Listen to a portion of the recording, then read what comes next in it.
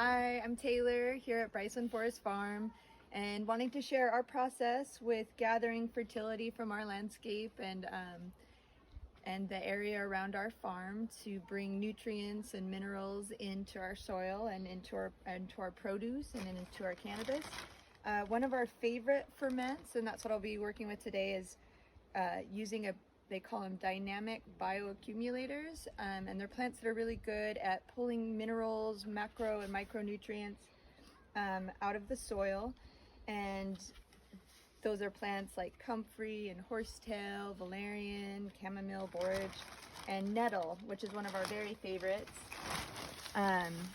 And I fell in love with nettle as a tonic for my own body through my pregnancy and birth and lactation times, and just could feel the nutrients that were instantly available to my body. I specifically appreciated the iron, and that's one of the things we're hoping to get out of the nettle today. In addition to all the very rich chlorophyll, we've got iron, nitrogen, sulfur, copper, and these are micronutrients in our soil.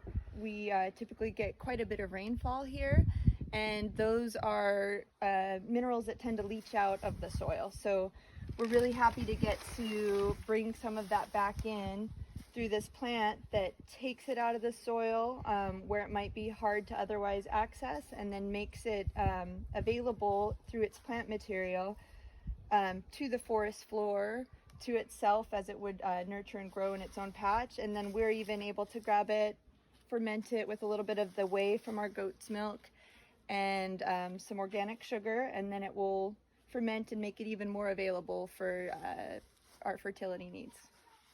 Okay, so we're at the step where we want to break this material down, increase the surface area to allow the bacteria. We're going to make this really nice bacterial environment to break down and make the minerals and nutrients bioavailable.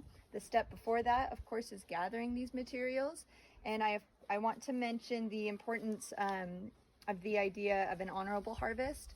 Certainly indigenous populations throughout the world and modern day herbalists and anyone that really is aware and cares about the ecosystems they are lucky to live around understand that these materials are part of that system, and their growing and dying in place is an important part of the mineral cycle and the fertility cycle of that piece of the earth.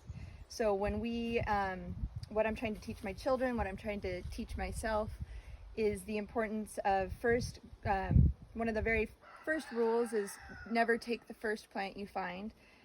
With nettle, that's not usually too difficult. It likes to grow in big stands.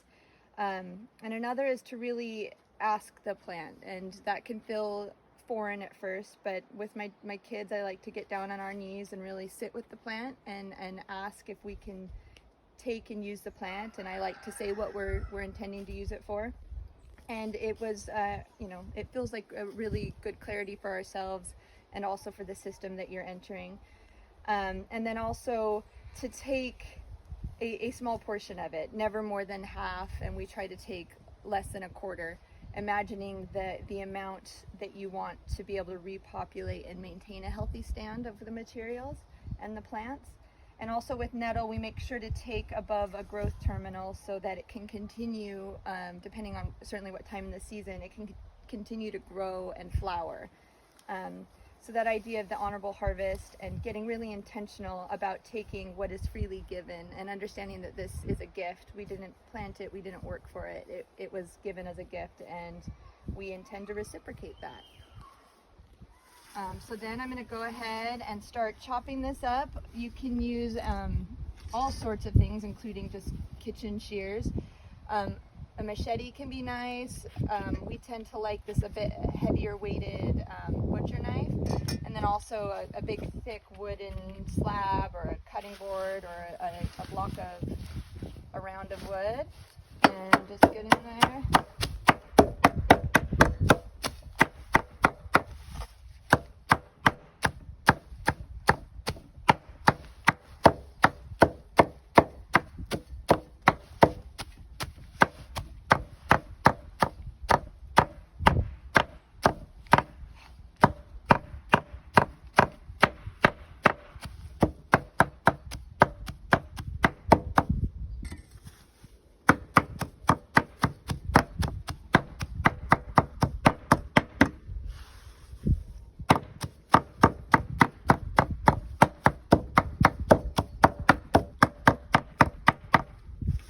getting it down to... Okay, so after you've chopped your material, you want to get a sense of the weight. You can either do that very accurately with a scale, or you can just kind of do a, you know, guesstimate with your own internal scale. And we have found over the years that there is flexibility. This doesn't have to be so precise. I know there are a lot of very precise recipes out there, certainly KNF plant ferments. And over the years, we began doing this with just water, and we're very pleased with the results, although it did dilute the brew, so you had to store more. What we really like, and this came out of some of our time making sauerkraut too, is to have the liquids that the ferment is brewing in come from the plant itself. So it's one of the reasons we do like the use of sugar, whereas in sauerkraut you'd use a salt to kind of create that osmotic, to break down that osmotic barrier and pull the fluids from inside the plant out. We do that with salt and sauerkraut, and we're going to do it with sugar for something that we're going to be using as a fertilizer. And so we like to do somewhere between 1/3 and 1/2 the weight of the plant material in sugar. So I'm feeling this is somewhere between 4 or 5 pounds. So I know that I'm going to be doing about that much sugar. We're also going to be adding some whey. This is what's left over after we make chev from our goat's milk.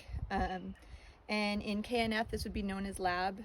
This is produced from lactic acid forming bacteria, and the steps we're taking for this ferment is to create an environment that favors the proliferation of lactic acid forming bacteria. Something else to note is the time of harvest for nettle, or any plant that you're trying to capture the kind of growth fertility, not the flowering, not the minerals and nutrients used during flower. We're trying to get this for something that's in the growth stage. So you want to get that before the plant goes to flower, because the entire energy and force and utilization of minerals changes at different stages of a plant's life. So we gathered this prior to flower, which here where we are was the first week of April. Things were still looking like they were in their growth phase. Okay, so I'm going to go ahead and alternate sugar, or kind of get sugar spread throughout here. And the smell coming off of this is just incredible.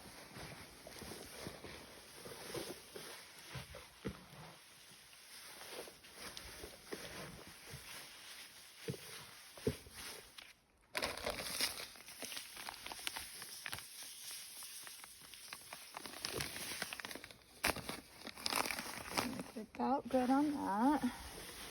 Put it all throughout. And I can already feel the plant, the little stinging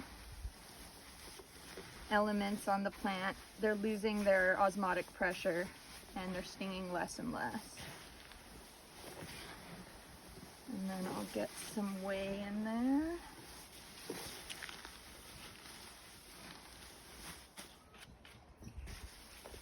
I do want to do that in here.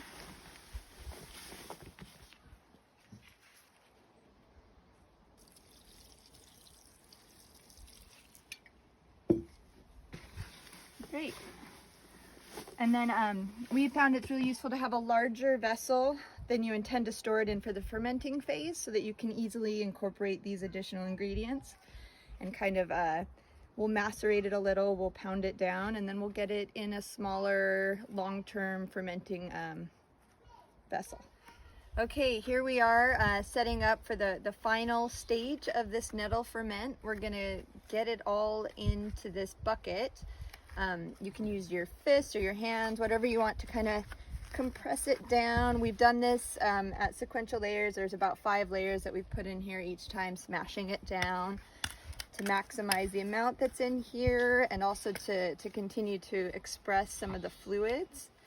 A final step, you'll want to put a weight, a rock, a plate, whatever will fit the diameter of your container. We have conveniently forgotten some cement in the bottom of a 5-gallon bucket at one time, so that has made an excellent weight. Put that in there. And then we'll leave this ferment, depending on the weather and the temperature. We'll monitor it, but about a month. And what you'll want to do is a couple of days or a day or so after you get this all set up, come back and check that the fluids have been expressed and have started to come up above the solids. If that's not the case, you do want to add some water. Anything that's above the fluid will be prone to mold and could change the composition of your ferment. So make sure that it's under the fluids, weighted, and in a warm but not too hot place, and let the bacteria do the work for us, kind of extracting this magic. So after this has finished fermenting in about a month, depending on the weather, you'll strain off the solids or strain off the liquids and remove the solids, and you can put those in the compost pile. The fluid is then, you'll want to store it in an airtight container in a cool, dry place, and use it at a rate. We like to use it based on our recipe at about 1 to 100 or 1 to 200, depending on the application. And it goes quite a long ways, if you imagine that. That's hundreds of these buckets full of just incredible nutrition from the forest. And speaking of that nutrition, make sure to save some of this medicine for yourself too. We like to dry some for tea. The boys, my kids, love the tea, as do we. And it's also an incredible, nutritious, and delicious green. It can make an amazing pesto. Wilt the greens first to reduce the stinging, and then carry on with the greens like you would any pesto green. And the flavor and the filling is just incredible. The gift of nettle is truly divine.